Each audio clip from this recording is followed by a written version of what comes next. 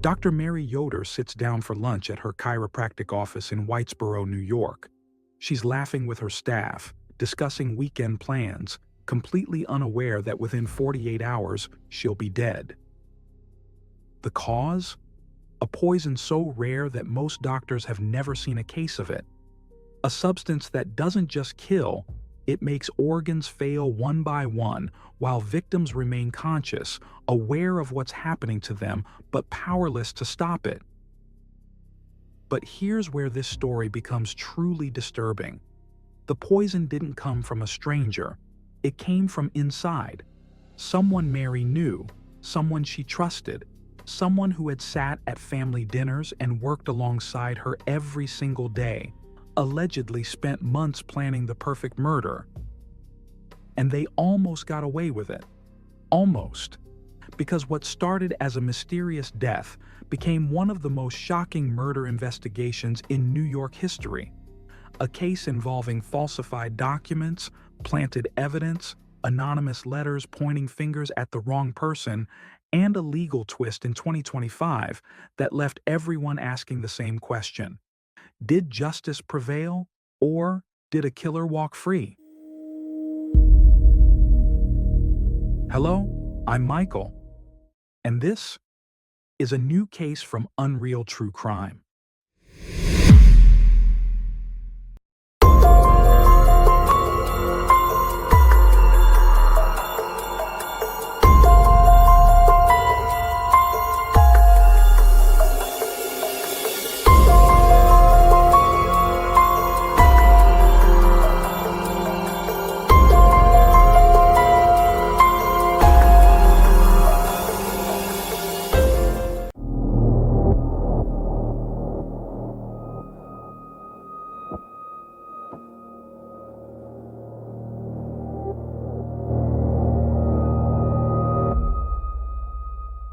To understand what was lost on July 22nd, 2015, you need to understand who Mary Yoder was.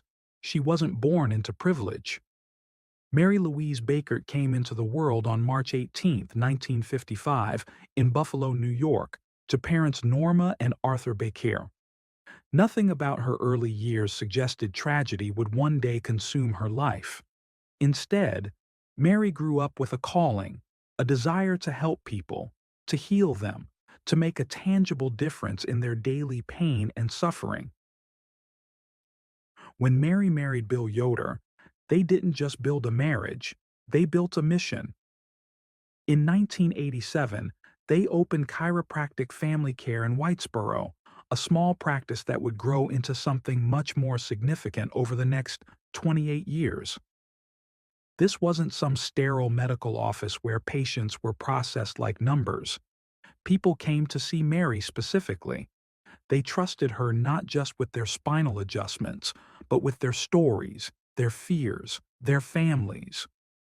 One former patient would later recall how Mary once brought a treatment table to their home to help their bedridden mother. She didn't have to do that. It wasn't billable.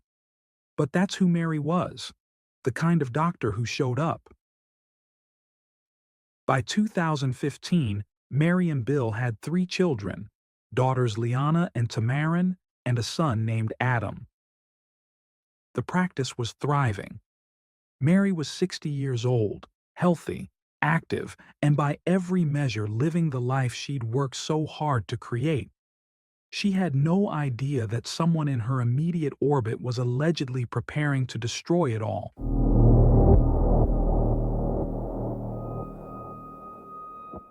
It's Monday morning, July 20th, 2015. Mary walks into Chiropractic Family Care the same way she has thousands of times before. She greets the receptionist, checks the appointment schedule, mentally prepares for the day ahead. Her first patients arrive, regulars, people she's treated for years. The conversations flow easily: back pain, neck stiffness, the usual complaints that Mary knows how to address. Around lunchtime, Mary eats with her staff.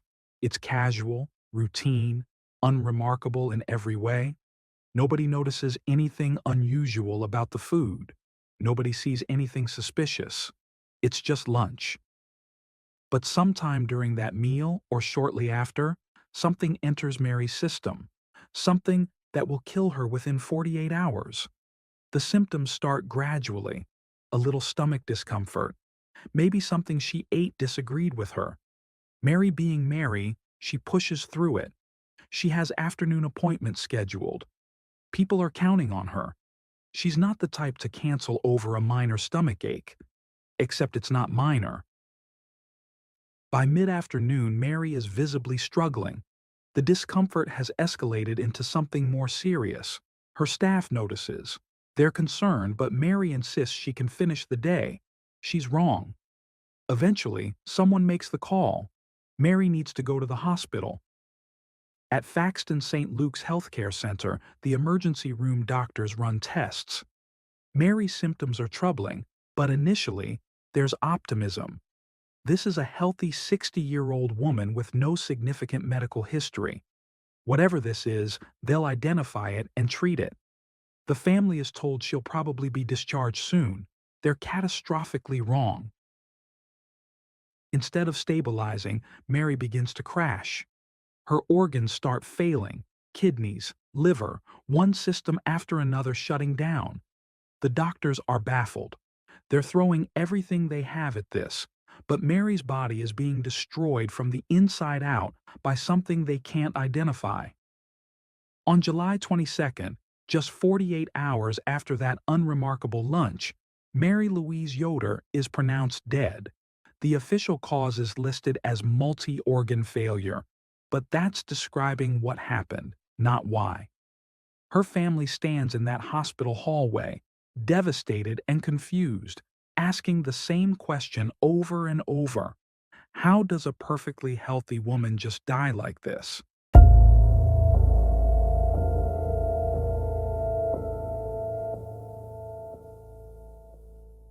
Most families, after losing someone suddenly, eventually accept the medical explanation, however unsatisfying it might be. Tragic, inexplicable deaths happen. Sometimes healthy people just die, and there's no good reason why. But Mary's family can't accept that. Something feels fundamentally wrong about this entire situation. A vibrant, healthy 60-year-old woman collapses at work and dies 2 days later with no pre-existing conditions, no genetic predisposition, no warning signs. By October 2015, 3 months after Mary's death, the family makes a decision. They contact the Oneida County Sheriff's Office. They want this investigated, not as a medical mystery, but as something potentially criminal. Sheriff Robert McKeown takes the case seriously. His investigators start asking questions, pulling medical records, interviewing staff at the chiropractic office. And they make a request that will change everything. They ask the medical examiner to take another look. In December 2015, the medical examiner's office makes it official. Mary Yoder's death is being ruled a homicide. The cause of death is colchicine toxicity. For anyone unfamiliar with the drug, colchicine is an anti-inflammatory medication primarily prescribed for gout. In controlled prescription doses, it reduces pain and inflammation. But there's virtually no margin for error with this drug. The difference between a therapeutic dose and a lethal dose is dangerously small. Too much colchicine, and the body begins shutting down system by system, exactly the way Mary's did. Lieutenant Robert Nelson from the sheriff's office emphasizes to reporters that this isn't just any colchicine. They're dealing with research-grade material. This is the pure chemical compound, not the regulated pills you'd get from a pharmacy. Someone acquired this deliberately, and someone with access to Mary used it to kill her. The manhunt begins. Investigators are working every angle. They're looking at Mary's life, her relationships, anyone who might have had access to her food or drink on that fatal day. They're checking financial records, searching for motive. It's painstaking work with no clear suspects. And then, an envelope arrives at the medical examiner's office. The letter inside is anonymous, but the content is explosive. It names Mary's son, Adam Yoder, as the person responsible for his mother's death. But this isn't just a vague accusation. The letter provides specific, verifiable information. Look under the passenger seat of Adam's Jeep. That's where you'll find the colchicine. Think about how strange this is. An anonymous tipster not only knows what killed Mary, they know exactly where physical evidence is located in a specific vehicle. This is either someone with direct knowledge of the crime, or this is the killer themselves trying to frame someone else. Detectives have to follow this lead. Adam Yoder, already devastated by his mother's death, now finds himself as the prime suspect. He agrees to let police search the specific area mentioned in the letter. Maybe he thinks this will clear him. Maybe he's just too grief-stricken to care. The search happens quickly. Under the passenger seat of Adam's Jeep, exactly where the anonymous letter said it would be, investigators find a bottle of colchicine. Next to it, a wrapper and a crumpled receipt from a chemical supply company called Art Chemicals. And on that receipt, an email address containing the name Radam Yoder. The evidence appears damning. Adam's vehicle, Adam's name on the receipt, the murder weapon right where an anonymous source, who somehow knew Mary was poisoned with colchicine before this was public knowledge, said it would be. Adam Yoder is now the focus of a murder investigation into his own mother's death. But investigators aren't stupid. They know that when evidence is this convenient, this perfectly placed, you have to question whether you're looking at a crime scene or a setup. Someone went to the trouble of writing an anonymous letter directing police to physical evidence. Why would the actual killer do that? Why not just stay silent and let the death remain a medical mystery? The investigation shifts. Who wrote the letter? Who had the knowledge, the access, the motive to frame Adam Yoder?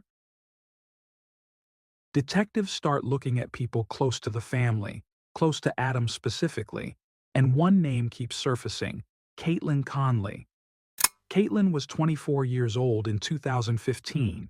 She worked at Chiropractic Family Care as the office manager, a position she got, according to reports, because Adam helped her land the job.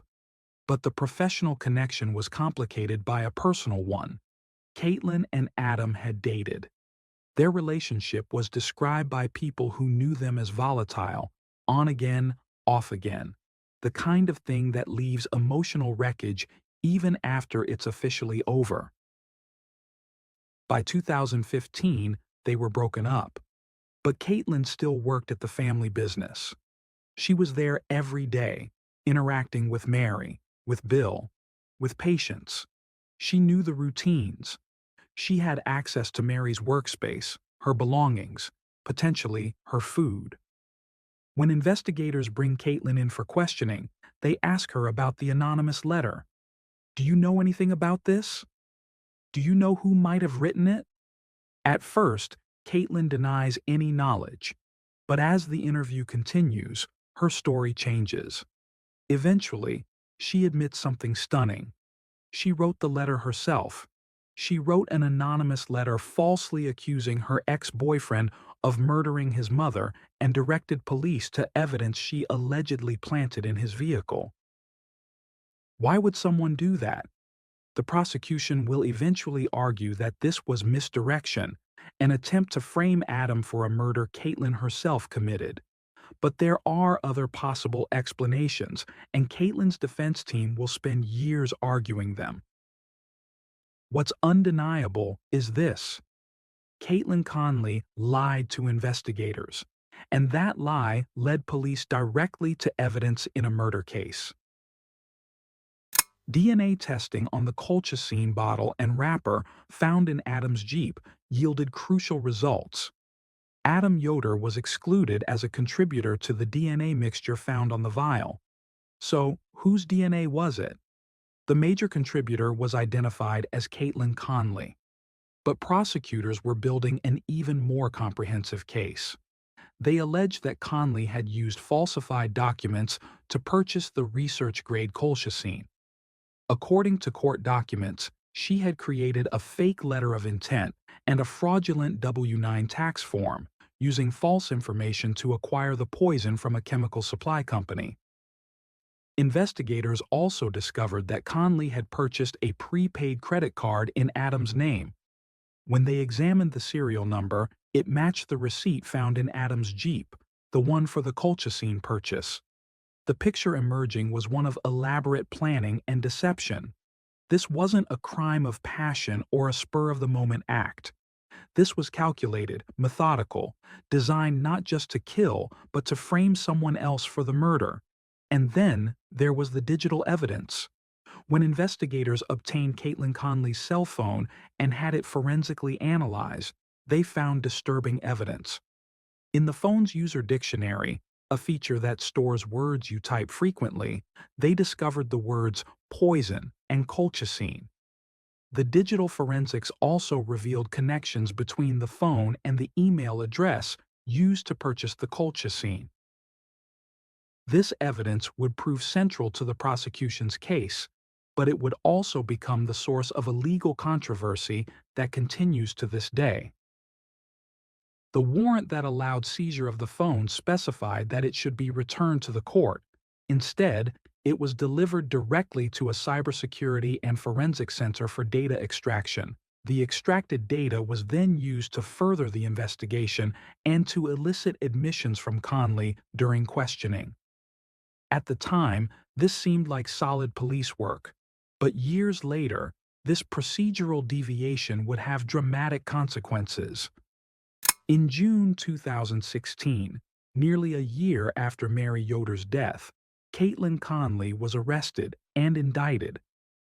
The charges included second-degree murder, falsifying business records, forgery, and petty larceny. The prosecution painted a picture of a woman scorned, seeking revenge against her ex-boyfriend's family in the most brutal way possible. The defense maintained Conley's innocence, arguing the evidence was circumstantial and that there were other people who had both motive and opportunity. They pointed to inconsistencies and raised questions about the investigation itself. The first trial in 2017 ended without a verdict. The jury was hung, unable to reach unanimous agreement. It was a devastating outcome for Mary Yoder's family, who desperately wanted closure and justice. But prosecutors weren't giving up. A second trial was held in 2018. This time, the jury reached a verdict, but not the one prosecutors had hoped for. Caitlin Conley was acquitted of second-degree murder. However, she was convicted of first-degree manslaughter, a lesser-included offense. The distinction is important. Murder requires proof of intent to kill.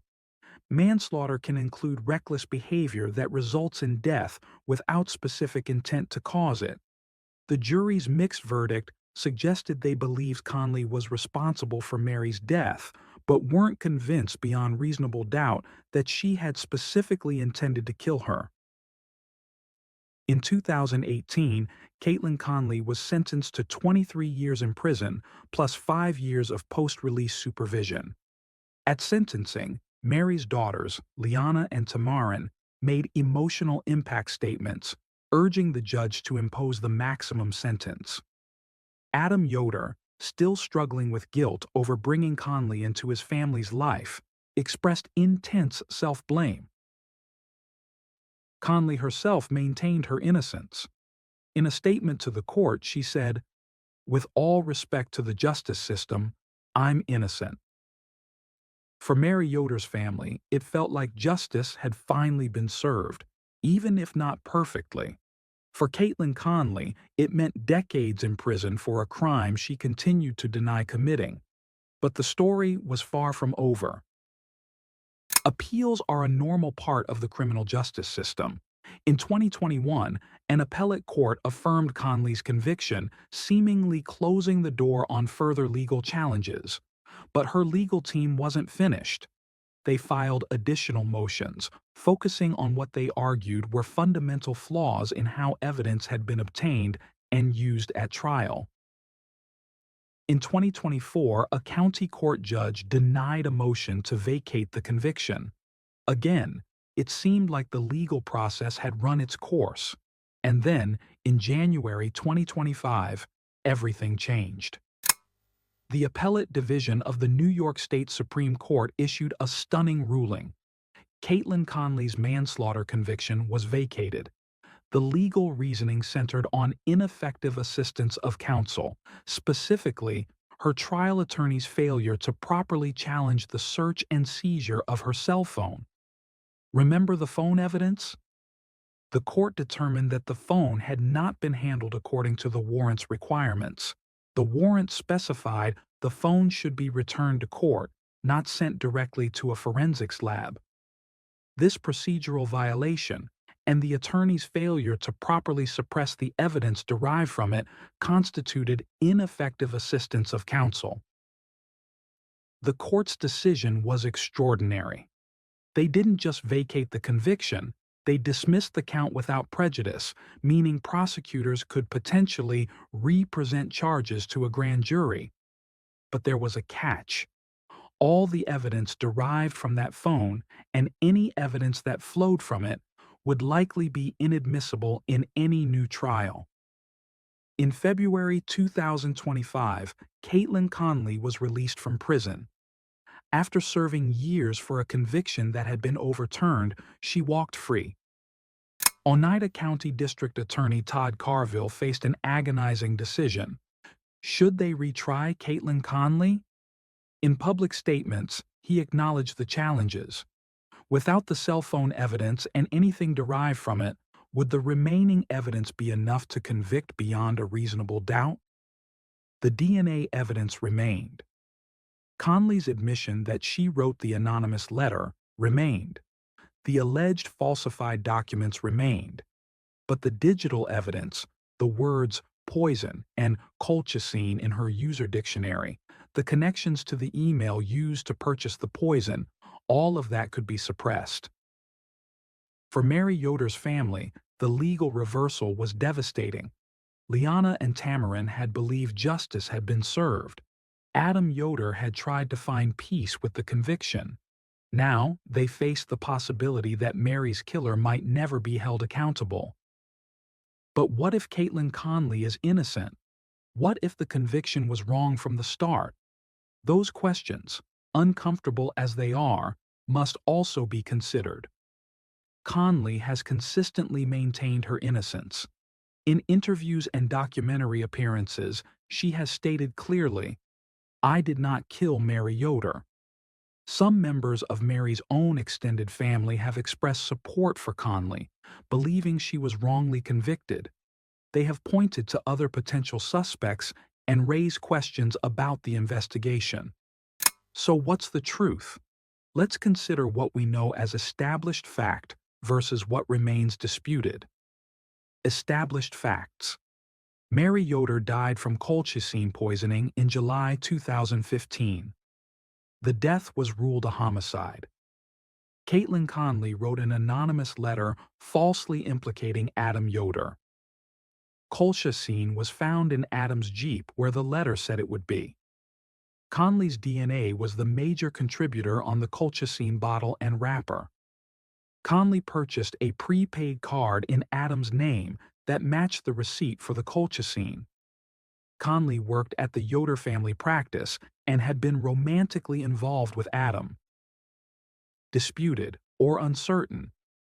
Conley's intent in writing the anonymous letter, frame job versus other explanation. Whether Conley purchased the colchicine herself or was somehow set up. The reliability of evidence derived from the cell phone search. Whether there were other individuals with motive and opportunity. The exact mechanism by which Mary ingested the colchicine. The DNA evidence is powerful. Finding Conley's DNA on the colchicine vial is deeply incriminating. Her admission that she wrote a letter directing police to evidence she allegedly shouldn't have known about is equally damning. The prepaid card purchase in Adam's name suggests an attempt to frame him. But the cell phone evidence, which might have provided the strongest proof of premeditation and planning, is now legally tainted. Without it, proving intent becomes more difficult, and without clear intent, could a jury convict on murder charges? Behind every crime are real people whose lives are forever altered. Mary Yoder's death didn't just end one life, it shattered a family and a community. Bill Yoder lost his wife and business partner of decades. The practice they built together could never be the same without her. Liana and Tamarin lost their mother and then had to fight through a legal system that would ultimately fail to provide definitive justice. Adam Yoder lost his mother and carries the burden of having introduced the woman accused of killing her into the family's life. At sentencing, Adam expressed what he called self-hatred for bringing Caitlin Conley into their world. That psychological burden, deserved or not, is a weight he'll carry forever. For Caitlin Conley, the path has been equally traumatic. If she's guilty, she's a woman who committed a horrific crime and is now evading justice due to a legal technicality. If she's innocent, she's a woman who spent years in prison for a murder she didn't commit, lost years of her life, and will forever be associated with this crime. And for Mary Yoder's patients and friends, the community that loved her, there's the loss of someone irreplaceable. The kindness, the warmth, the dedication she brought to her work is gone. That void can never be filled. There's a photograph of Mary Yoder taken just days before she died. She's smiling at the camera, relaxed, surrounded by people who loved her. Looking at that photo now, knowing what came next, is almost unbearable, because Mary had no idea. None of us ever do. As I'm telling you this story, the case technically remains open. Prosecutors in Oneida County are weighing whether to retry Caitlin Conley now that her conviction has been vacated. The DNA evidence still exists. The anonymous letter still exists. The prepaid credit card purchased in Adam's name still exists. But the digital evidence, the cell phone data that might have sealed the case, is likely inadmissible now due to how it was obtained. Does that mean justice failed? Or does it mean the system worked exactly as it should, protecting constitutional rights even when the outcome is painful? Mary Yoder's family deserves answers. They deserve closure. They deserve to know with certainty who poisoned their mother, their wife, their friend. Right now, they don't have that. They have a vacated conviction, a released suspect, and an agonizing wait to see if prosecutors will try again. Caitlin Conley, for her part, maintains she had nothing to do with Mary's death. If she's innocent, and that remains an open question legally, then she spent years in prison for a crime she didn't commit. That's its own tragedy. And if she's guilty, then a carefully planned murder, executed with precision and followed by an elaborate frame job, might ultimately go unpunished because of a procedural error in how evidence was collected. There's no satisfying ending here. No moment of catharsis where justice is clearly served and everyone can move forward. This is the reality of many true crime cases. They're messy, they're unresolved, and they leave more questions than answers. What we know for certain is this. On July 20th, 2015, someone put colchicine into something Mary Yoder consumed. Within 48 hours, she was dead. Her family will never fully recover from that loss. The community of Whitesboro lost a healer and a friend. And somewhere out there, someone knows exactly what happened that day. Maybe they're in a cell. Maybe they're walking free. Maybe they're sleeping soundly at night, believing they got away with murder. Or maybe they're tormented by what they did, living with guilt that will never fade. We may never know. But Mary Yoder deserves to be remembered not for how she died, but for how she lived, with compassion, with dedication, with a genuine desire to ease suffering in others. Rest in peace, Dr. Yoder. Your story isn't finished yet, and neither is the search for truth.